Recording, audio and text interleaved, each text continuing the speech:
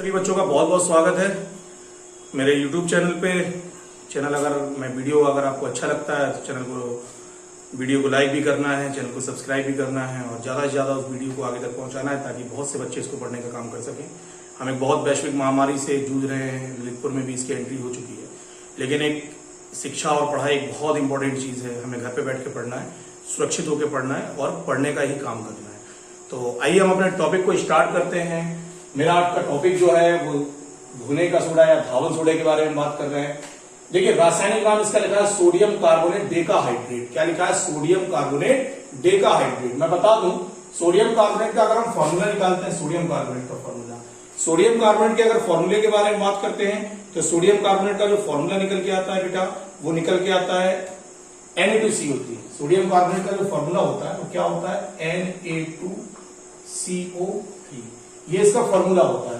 फिर लिखा है डेकाहाइड्रेट। तो डेका कैसे पढ़ लेते हैं? डेका ऐसे पढ़ लेते हैं बेटा, इसको देखिए कैसे करते हैं। डेका अगर गिनती होती है केमिस्ट्री में, अगर कोई एक चीज है तो उसको पढ़ते हैं मोनो। क्या पढ़ते हैं? मोनो। दो हो गया तो उसको पढ़ेंगे डाई। तीन हो गया तो पढ़ेंगे ट्राई। चार हो गया तो पढ़ेंगे टेट्रा। पांच हो गया तो पढ़ेंगे पेंटा। 6 हो गया तो उसको पढ़ते हैं हेक्सा। 7 हो गया तो इसको पढ़ते हैं हेक। 8 हो गया तो उसको पढ़ते हैं ऑक। 9 हो गया तो उसको पढ़ते हैं नॉन। और 10 हो गया तो उसको हम क्या पढ़ लेते हैं? डेका पढ़ लेते हैं। क्या पढ़ लेते हैं? डेका। तो देखिए यहां पे 10 जल के अणु जुड़ रहे हैं। क्या जुड़ रहे हैं? 10 जल के अणु। तो अकॉर्डिंग टू नंबरिंग, केमिस्ट्री की नंबरिंग के अकॉर्डिंग अगर हम देखें तो केमिस्ट्री की नंबरिंग के अकॉर्डिंग यहाँ पे 10 जो है इसको हम क्या पढ़ेंगे? डेका। तो हमने क्या लगा दिया? सोडियम कार्बोनेट पे 10 लिखा है तो लगा दिया डेका, और H2O लिखा है तो इसको हम क्या पढ़ते हैं? हाइड्रेट। हाइड्रेट मतलब इसको जल पढ़ा जाएगा तो इसको लिख देते हैं हाइड्रेट। तो हो गया पूरा नाम क्या हो जाएगा? Sodium carbonate Deka hydrate. सामान्य नाम बात करते हैं धावन सोडा, सोडा एस क्रिस्टलीय सोडियम कार्बोनेट। धावन सोडा मतलब इसका मतलब क्या होता है? इसका मीन्स केवल इतना सा होता है। धावन सोडे का हमें मतलब समझना है। धावन सोडे का मतलब बेटा इस बात से पुष्टि हो जाती है कि धावन सोडा मतलब, धावन मतलब क्या होता है? धोना किसी चीज को। सोडा जो होता है ना, धावन सोडे का उपयोग साबुन के निर्माण में भी किया जाता है, निरमे के निर्माण में भी किया जाता है। तो ये कपड़ों को धोने के लिए हम उपयोग में लाने का क्या करते हैं? कार्य करते हैं। इसीलिए इसको हम धावन सोडा या सोडा एस के नाम से क्या करेंगे? जानेंगे। अणुसूत्र होता है Na2CO3 10H2O। 10 हो गया तो क्या लग जाएगा? डेका लग जाएगा। H2O लगा हुआ है तो ये जल के अणु या हाइड्रेट कहलाएंगे। अणुभार निकालेंगे तो 286 हो जाएगा। सोडियम का अणुभार निकाल लीजिए, कार्बन का, ऑक्सीजन का, और यहाँ पे 10 H2O के अणु जुड़े हुए हैं। तो इनको अगर जब हम मल्टीप्लाई करेंगे तो कितना आ जाएगा? 286 आ जाएगा। निर्माण की विधि के बारे में बात करते हैं तो लिखा है धावन सोडे का निर्माण सोडियम क्लोराइड के द्वारा 3 चरणों में होता है। 3 स्टेप्स में ये कंप्लीट होता है। 3 चरणों में हम इसको कंप्लीट करने का काम करते हैं। सबसे पहले हम क्या करते हैं? सोडियम क्लोराइड का जो जलीय विलयन होता है जिसको हम ब्राइन कहते हैं। क्या कहते हैं? ब्राइन। देखो बेटा, ये क्वेश्चन बहुत पूछा गया है क्लास 10 के एग्जामिनेशन में। क्वेश्चन आता है ब्राइन क्या होता है? ब्राइन। तो याद रखना है सोडियम क्लोराइड का जो जलीय विलयन होता है ना, सोडियम क्लोराइड का जो जलीय विलयन होता है उसको हम प्रमुख रूप से ब्राइन के नाम से क्या करते हैं बेटा? जानते हैं। तो याद रखना सोडियम क्लोराइड के जलीय विलयन को, या हमने ब्राइन को ले लिया और ब्राइन को लेने के बाद उसमें क्या करते हैं? अमोनिया तथा कार्बन डाइऑक्साइड को, हम इसमें प्रवाहित करने का कार्य करते हैं। मतलब सोडियम क्लोराइड का हमने जलीय विलयन लिया, उसमें प्रमुख रूप से कार्बन डाइऑक्साइड और अमोनिया गैस को प्रवाहित कर दिया। तो देखो कर रहे हैं सोडियम क्लोराइड, अमोनिया, जल ले लिया और इसमें प्रमुख रूप से कार्बन डाइऑक्साइड गैस को हम प्रोवाइड करते हैं। सोडियम क्लोराइड या ब्राइन में अमोनिया और कार्बन डाइऑक्साइड को जब हम प्रोवाइड करने का काम करेंगे तो इस क्रिया के फलस्वरूप सोडियम बाइकार्बोनेट की क्या होती है? प्राप्ति। अभिक्रिया के फलस्वरूप NH4Cl के में क्या हो जाएगी? प्राप्ति हो जाएगी। अब यहां से सोडियम बाइकार्बोनेट को आप उठा लो, सोडियम बाइकार्बोनेट को उठाओ, गर्म कर दो। जब आप इसको गर्म करोगे तो सीधी सी बात है कि इसमें जो पाया जाने वाला H है ना, H, वो प्रमुख रूप से क्या हो जाएगा? जल के साथ निकल जाएगा और CO2 गैस मुक्त हो जाएगी। वो कैसे निकल गई? ये Na है, Na2CO3, मैंने यहां से निकाल के इसको अलग कर दिया। अब बचा हमारे पास दो H बच रहे हैं तो H2O निकाल दिया। CO3 भी हमारे पास 2 हैं, एक CO3 तो निकल गया, एक O निकल गया CO3 में से, निकल गया ना, तो क्या बचा? CO2। तो CO2 गैस को हम यहाँ पे क्या कर देते हैं? रिलीज कर देते हैं। तो आपने क्या किया? सोडियम क्लोराइड के जलीय विलयन में अमोनिया और कार्बन डाइऑक्साइड गैस को जब आपने प्रोवाइड किया तो सोडियम बाइकार्बोनेट की प्राप्ति हो गई। सोडियम बाइकार्बोनेट को प्राप्त करने के पश्चात हम इसको गर्म करते हैं। जब आप इसको गर्म करेंगे तो सोडियम कार्बोनेट की प्राप्ति होती है। अभिक्रिया के फलस्वरूप जल और कार्बन डाइऑक्साइड गैस जो होती है मुक्त होने का कार्य कर लेगी।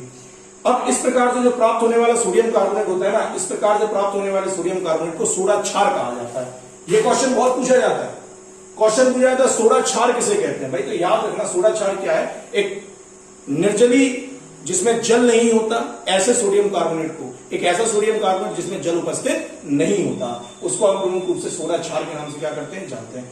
अब यहां से आप सोडियम कार्बोनेट को ले लीजिए, सोडियम कार्बोनेट की अभिक्रिया आप किसके साथ करा दीजिए, 10 जल के अणुओं के साथ करा दीजिए, तो सोडियम कार्बोनेट जो है डेकाहाइड्रेट के में क्या हो जाएगी, प्राप्ति हो जाएगी। बहुत छोटा सा प्रोसीजर है, दिमाग में रख लो, छोटी सी बात है। सबसे पहले हम करेंगे क्या, सोडियम क्लोराइड का जलीय विलयन लेंगे, उसमें कार्बन डाइऑक्साइड और अमोनिया गैस को प्रोवाइड करने का कार्य करते हैं, तो अभिक्रिया के फलस्वरूप सोडियम बाइकार्बोनेट की प्राप्ति हो जाएगी। सोडियम बाइकार्बोनेट जो प्राप्त हुआ, इस सोडियम बाइकार्बोनेट को आप क्या कर लेंगे, ले लेंगे, लेने के बाद इसको गर्म करेंगे, अभिक्रिया के फलस्वरूप सोडियम कार्बोनेट बन जाएगा, जल निकल जाएगा, कार्बन डाइऑक्साइड मुक्त हो जाएगी। अब बचा हमारे पास क्या बेटा, सोडियम कार्बोनेट, तो आप इसमें 10 जल के अणु जोड़ दीजिए, Na2CO3 plus 10H2O equal to में Na2CO3 इंटू 10H2O के निर्माण का कार्य कर लिया जाएगा। इसको हम प्रमुख रूप से किसके नाम से जानते हैं, इसको हम किसके नाम से जानेंगे, इसको हम सोडियम कार्बोनेट डेकाहाइड्रेट के नाम से क्या करते हैं बेटा, जानते हैं। चलिए नेक्स्ट में आ जाइए, अब हम इसके भौतिक गुण को पढ़ेंगे। देखो बेटा भौतिक गुण को पढ़ते, भौतिक गुण को क्या होता है, भौतिक गुण मतलब फिजिकल प्रॉपर्टीज। हम सोडियम कार्बोनेट को देखेंगे तो वो कैसा होता है, किस प्रकार से रिएक्शंस देता है, इन सब चीजों के हम बारे में। भौतिक गुण मतलब जिसको हम देख के डिटरमाइन कर सकते हैं, पहचानने का काम कर सकते हैं। तो देखो भौतिक गुण के अंतर्गत आओ, ये सफेद रंग का क्रिस्टलीय ठोस होता है, पहला ये सफेद रंग का क्रिस्टलीय ठोस होता है, इसका गलनांक लगभग 850 डिग्री सेंटीग्रेड होता है। सोडियम कार्बोनेट को यदि आप गर्म कर दोगे ना 850 डिग्री सेंटीग्रेड टेम्परेचर पे, तो होगा ये कि सोडियम कार्बोनेट को जब आप प्रमुख रूप से 850 डिग्री सेंटीग्रेड पे गर्म करने का काम करते हो ना, तो ये क्या हो जाता है, पिघल जाता है, गलने का कार्य करता है।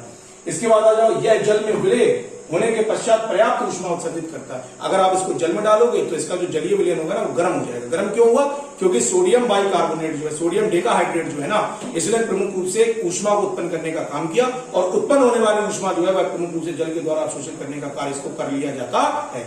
चलो अगला आ जाओ, लिखा है निर्जल सोडियम कार्बोनेट चूर्णित अवस्था में होता है, जो सोडा ऐश कहते हैं। याद रखना सोडा ऐश किसे कहते हैं, अगर आपने सोडियम कार्बोनेट को वायु की खुली अवस्था में प्रमुख रूप से रखने का कार्य कर दिया तो ये चूर्णित हो जाता है। मतलब जैसे पाउडर होता है ना घर पे, वैसे पाउडर जैसी संरचना के रूप में परिवर्तित हो जाता है, तब इसको हम सोडा ऐश के नाम से क्या करते हैं, जानते हैं। रासायनिक अभिक्रिया में आ जाए, ये बहुत छोटी छोटी सी रासायनिक अभिक्रिया है, बढ़िया सी रासायनिक अभिक्रिया है, छांट के मैंने इसको लिखा है और बहुत सिंपल से क्वेश्चंस में है। आप देखिए इसके बारे में, इसको मैं कैसे समझना है। देखिए रासायनिक गुण के बारे में बात कर रहे हैं, तो अब सबसे पहले हम क्या कर देंगे, वायु की खुली अवस्था में इसका अध्ययन करेंगे। सोडियम कार्बोनेट लिया, उसको वायु की उपस्थिति में रख दिया। अगर सोडियम कार्बोनेट को आपने वायु की उपस्थिति में रखने का कार्य किया तो उसमें से जो 9 जल के अणु होते हैं वो क्या हो जाते हैं, मुक्त होने का कार्य करते हैं। देखो लिखा है Na2CO3 इंटू 10H2O, शुष्क वायु में रखना है तो Na2CO3 इंटू H2O की प्राप्ति होगी, और 9 जल के अणु जो होंगे वह मुक्त होने का क्या करते हैं, कार्य करते हैं। फिर हम यहाँ पे अगर इसको अधिक गर्म कर दे तब क्या होगा, अधिक गर्म कर देंगे तो ये जो जल का अणु है ना ये भी मुक्त हो जाएगा, तो हमें सोडियम कार्बोनेट की प्राप्ति हो जाएगी। सोडियम कार्बोनेट मोनोहाइड्रेट को यदि आप गर्म कर देते हो तो सोडियम कार्बोनेट की प्राप्ति होगी और जल जो होगा वो मुक्त होने का कार्य करता है। 850 डिग्री सेंटीग्रेड पे अगर गर्म करते हैं तब क्या होता है, तो सोडियम कार्बोनेट को जब 850 डिग्री सेंटीग्रेड पे गर्म करने का कार्य करते हैं तो यह प्रमुख रूप से क्या हो जाता है, पिघलने का कार्य करता है। बहुत सिंपल सी रिएक्शंस है, कोई बहुत ज्यादा कॉम्प्लिकेशंस नहीं है, सिंपल सी रिएक्शंस है। उपयोग में आ जाइए, उपयोग में देखो प्रयोगशाला में इसका उपयोग अभिकर्मक के रूप में किया जाता है, पेट्रोलियम के शोधन तथा धातु के शोधन में होता है, आग बुझाने वाले यंत्र में इसको उपयोग में लाने का कार्य किया जाता है, धातु कार्बोनेट के निर्माण में, पेंट मतलब जो हम कलर करते हैं उसके निर्माण में किया जाता है, रंजक मतलब इसका उपयोग रंग के निर्माण में भी किया जाता है। इसके बाद देखा इसका उपयोग जल की कठोरता को दूर करने के लिए किया जाता है। अगर कोई जल ऐसा है जिसमें प्रमुख रूप से कठोर जल, आगे आएगा टॉपिक मृदु जल और कठोर जल क्या होते हैं, तो कठोर जल की अगर प्रमुख रूप से उसकी जो कंडीशन है उसको अगर आप अलग करना चाहते हैं तो कठोर जल को भी दूर करने के लिए इसको उपयोग में लाने का क्या करते हैं, कार्य करते हैं। बहुत सिंपल सा टॉपिक है, बढ़िया टॉपिक है और इसमें ज्यादा कोई कॉम्प्लिकेशंस नहीं है। और एक चीज मैं और बता दूं, यहां से एक चीज बहुत क्वेश्चन पूछा जाता है, उत्फुलन किसे कहते हैं। जब उत्फुलन की क्रिया पूछी जाए ना तो आपको छोटी सी बात याद रखनी है, उत्फुलन क्या है, तो जब किसी पदार्थ को आप वायु की खुली अवस्था में रखने का कार्य करते हैं तो वह चूर्णित अवस्था में परिवर्तित होने का कार्य करता है, मतलब पाउडर जैसी संरचना के रूप में परिवर्तित हो जाता है। इस क्रिया को हम उत्फुलन की क्रिया के नाम से क्या करते हैं, जानते हैं। क्योंकि सोडियम कार्बोनेट को यदि आपने प्रमुख रूप से वायु की खुली अवस्था में रखने का कार्य कर दिया तो ये चूर्णित अवस्था के रूप में परिवर्तित होने का बेटा क्या करता है, कार्य करता है। इसको हमें विशेष तौर पर याद रखना है कि सोडियम कार्बोनेट एक उत्फुलित पदार्थ है, अर्थात इसमें उत्फुलन की क्रिया पाई जाती है। तो इस प्रकार से ये टॉपिक जो है आज हमारा पूरा होता है।